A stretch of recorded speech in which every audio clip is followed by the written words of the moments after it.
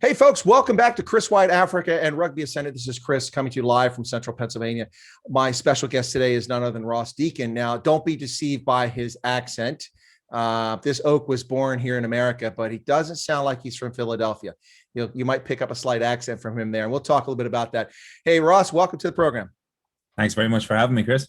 No, it's my absolute pleasure. I'm really excited about this. You've been quite an impressive player out there this year with Rugby Atlanta. I don't know if you realize that, but you've been turning some heads out there. Yeah, I don't know. I just kind of try and keep my head down and sort of work hard and stuff like that. So I mean, hopefully it's getting noticed and being appreciated, I suppose, or I do what I can. So. Well, I was going to say that you've been getting a bit of a whiff at that try line this year, haven't you? Yeah, I suppose you could just say being in the right place at the right time, I suppose. But yeah, it's been good to get a couple of tries and get my name on the scoreboard a couple of times. So anything I can do to help is good for me. So now your accent there is, as I said, it's not a Midwest accent. It sounds a bit like a bit of Irish lilt in there, just a little bit of Irish lilt in your voices. Am I correct in that? Yeah, you would be correct. Yeah, definitely. So I understand you were born here in the States. Your parents are Irish, and then you moved back to Ireland like at the age of 1 or something like that.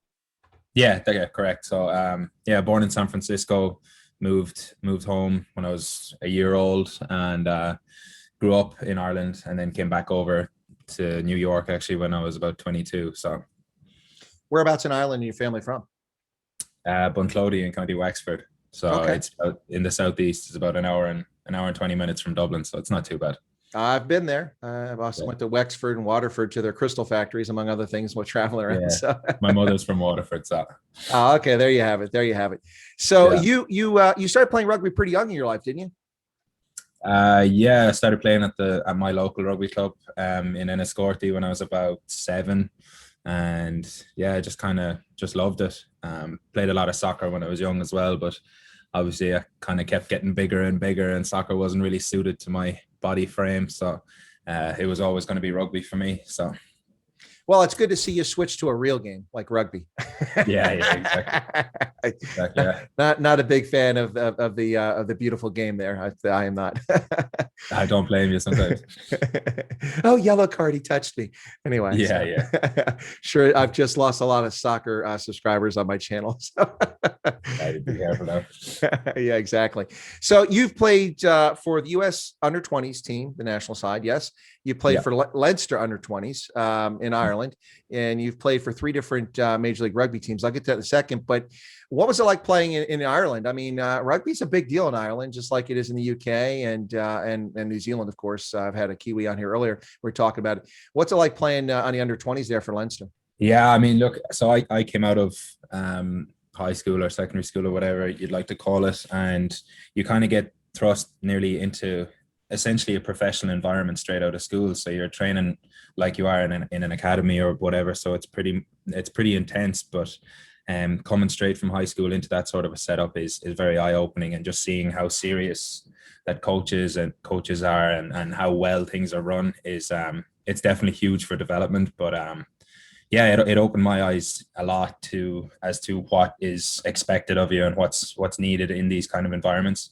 So when you do kind of progress on and move into even setups, like I played in Lansdowne after when I moved out of school, which was also a pretty professional setup club, but it just prepares you, like, so you can, I suppose, transfer pretty seamlessly into the likes of an MLR club where they are expecting just a professional approach to everything as well. So it was pretty easy to, not easy, but like I kind of knew what was expected to me coming into these sort of setups. So it was good. But you've kept your academic interest close to what you're doing in sports. I understand that you have a bachelor's degree from University College there in Dublin in sport and exercise science. Yeah, I do. Yeah. So that was my undergrad. So I did that while doing the sort of Leinster under 20s thing, and then playing for Lansdowne as well at the same time. And then took kind of a couple of years away from school and sort of worked, and then moved back into rugby while I was in New York. And then, yeah, I started the chiropractic program in Life University now as well. So I'm about a year into that. So it's good. It's going well. Well, I was going to ask that question because I saw that you're playing rugby for life, and I'm like, wait a second, he's already got a degree. Is he doing a post grad program, and what's going on? So you're doing the chiropractic program with life. I am indeed, yeah. So that's it keeps me on my toes, definitely. Anyway, trying to balance school life to do a doctorate degree and then do just basically play professional rugby in the MLR. It definitely keeps you on your toes. So timing is a huge part, and scheduling and stuff like that. And that's where Scott Lawrence has been very, very good with us as well, just because his whole life he basically runs off a schedule. So it's very eye-opening for us, and it's good for us to learn from him how he approaches his day and stuff like that. So definitely keeps us on our toes. Well, I was going to say that, yeah, Scott Lawrence is very regimented in his approach. You would think he's a Marine drill sergeant sometimes with the way he's got everything scheduled out there. Oh, definitely. Yeah. No, it's pretty impressive to even just to look at his schedule and see how he lays out his day and what he dedicates his time to and how he does it is it's pretty impressive.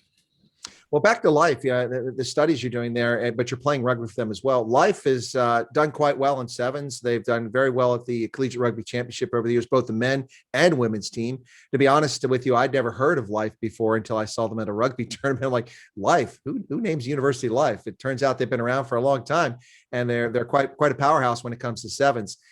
Is that what you're playing with them, sevens, or do they have a 15 squad that I'm unaware of? No, so I'm actually I don't play. I actually moved away from sevens and stuff. I don't really play sevens anymore. I play with the men's club team. So that's a 15s squad that's actually coached by Blake Bradford, who's the forwards coach for Rugby ATL as well. So it's good that you can.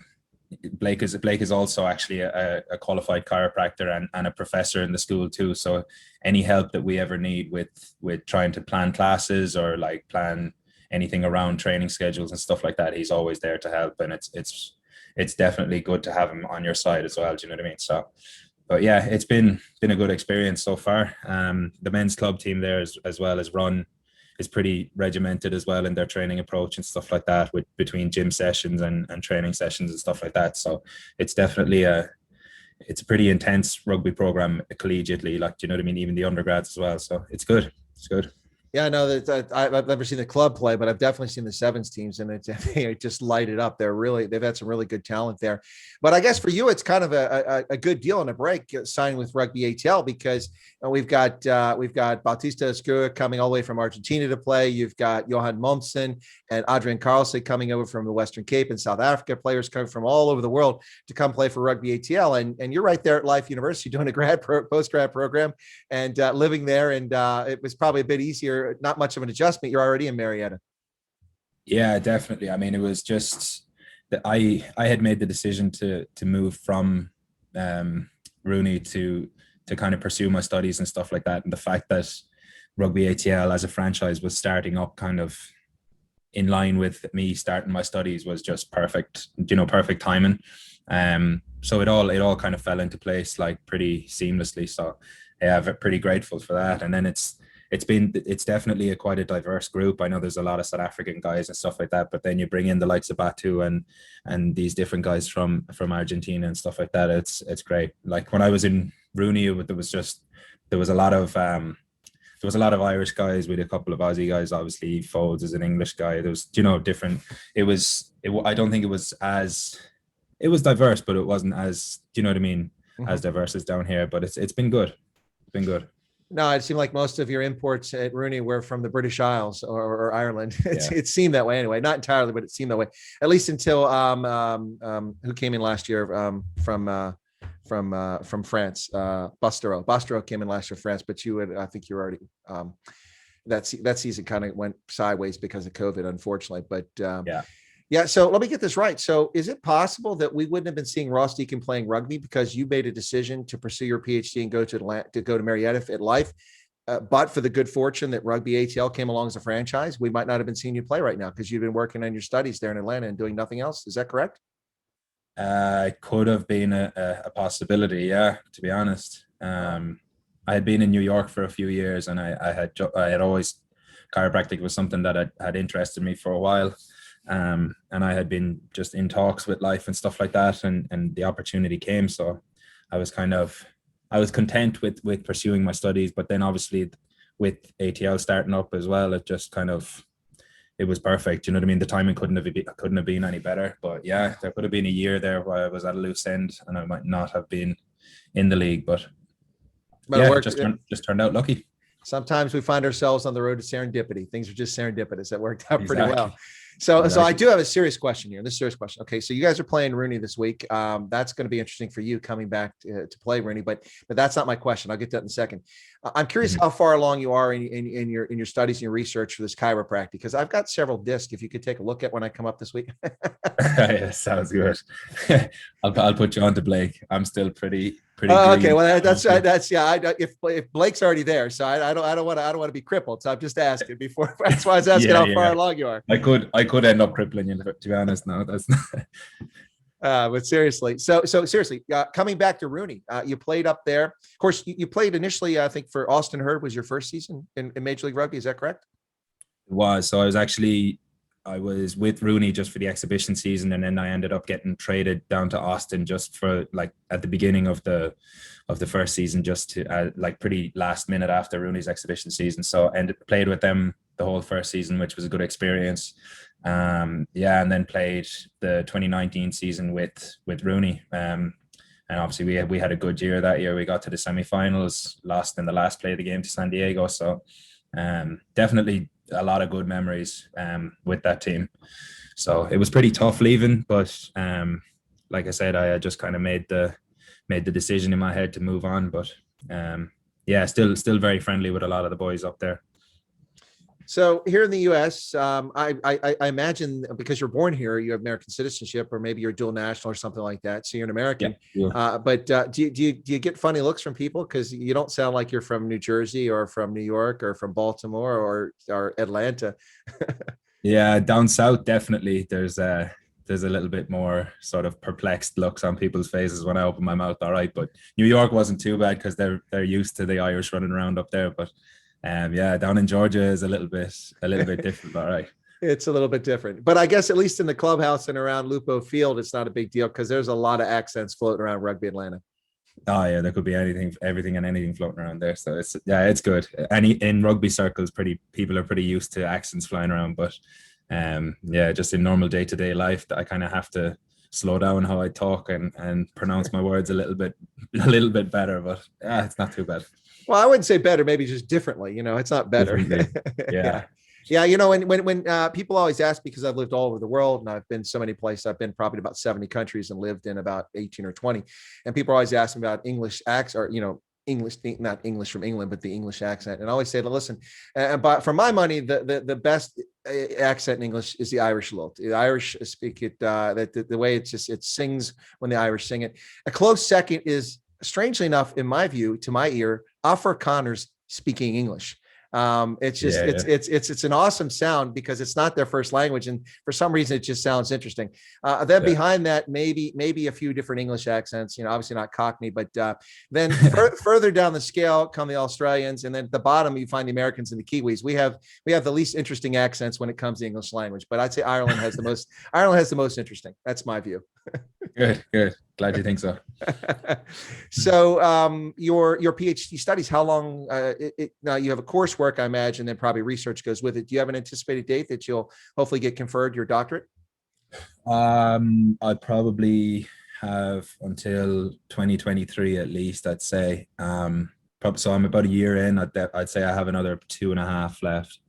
So probably midway through 2023 into probably around 2024 might be around when I get out. We'll see. Hopefully I can, keep just kind of grinding out classes and stuff while I train and stuff like that as well. So it's going well so far anyway. So no complaints. Doing that while you're working, in this case playing rugby, it's got to really put a lot of pinch on your time, and you've really got to focus and be regimented. So congratulations on that effort, and I hope that it comes sooner rather than later, that PhD, because that's a moment when that thing is conferred for everybody that gets it. And then we'll have to call you Dr. Deacon. Wait a second. Yeah. Dr. Deacon. That doesn't sound right. It sounds like you're at a church. Yeah, exactly. Yeah. There'll be a lot of boys down here that'll refuse to call me that anyway. That's for sure. I'm sure that's the case. Yeah. Well, Ross Deacon, hey, thanks a lot. It's a pleasure chatting with you, having you on the program this week. Best of luck against RUNY this week and the rest of the season. And I'll see you up there in New York when the Rattlers take on RUNY this weekend. Sounds good. Thanks very much for the chat. Looking My forward pleasure. to seeing you at the weekend. All right. Thanks a lot.